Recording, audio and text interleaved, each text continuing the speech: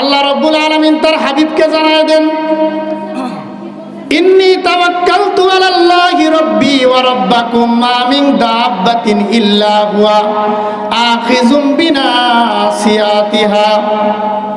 আল্লাহ রাব্বুল আলামিন বলেন, নিশ্চয়ই যারা বলে আমি আল্লাহ রাব্বুল আলামিনের উপর ভরসা করেছি এবং বলে রব্বি ওয়া রাব্বাকুম, যিনি হলেন আমার এবং তোমাদের প্রতিপালক, যিনি বলেন আমার এবং তোমাদের প্রতিপালক আল্লাহ, প্রতিপালক কে? আল্লাহ।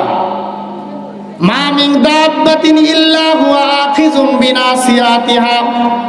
আল্লাহ রাব্বুল আলামিন বলেন, পৃথিবীর মধ্যে বিচরণকারী এমন কোন প্রাণী নাই যে প্রাণী আল্লাহ রাব্বুল আলামিনের আওতাধীন নয়।